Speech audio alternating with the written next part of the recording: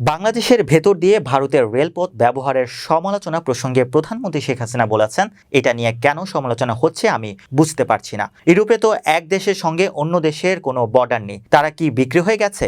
এতে বরং তাদের যোগাযোগ সুবিধা বেড়েছে, ব্যবসা বাণিজ্য বেড়েছে। মঙ্গলবার সকালে গণভবনে প্রধানমন্ত্রী সাম্প্রতিক ভারত সফর নিয়ে আয়োজিত সংবাদ সম্মেলনের প্রশ্নোত্তর পর্বে এইসব কথা বলেন। প্রধানমন্ত্রী আরও বলেন, যারা বলে দেশ বিক্রি হয়ে যাচ্ছে তারা বলুক বিক্রিটা কিসের মাপে হচ্ছে, মাপটা কিসের মাধ্যমে হচ্ছে। বাংলাদেশের স্বাধীন দেশ, আমরা যুদ্ধ করে স্বাধীন হয়েছি। সারা বিশ্বে একটি মাত্র মিত্র শক্তির ভারত, যারা আমাদের মুক্তিযোদ্ধাদের সঙ্গে কাঁধে কাঁধ মিলিয়ে যুদ্ধ করে আমাদের স্বাধীন করে দিয়েছে। পৃথিবীর বিভিন্ন দেশে কোনো দেশ যুদ্ধে সহযোগিতা করতে এলে তারা সেখানেই থেকে যায়, বিজয়ী হওয়ার পরও তারা দেশ ছাড়ে না। এরকম অসংখ্য নজির আমরা দেখেছি। অথচ ভারত আমাদের মিত্র হিসেবে যুদ্ধ করেছে এবং জাতির পিতার আহ্বানে আবার তারা ফিরেও গেছে। শেখ হাসিনা বলেন, রেলপথ ব্যবহারের ফলে আমাদের ব্যবসা বাণিজ্য সহজ হচ্ছে, ওইসব এলাকার মানুষের জন্য যোগাযোগ সহজ হচ্ছে।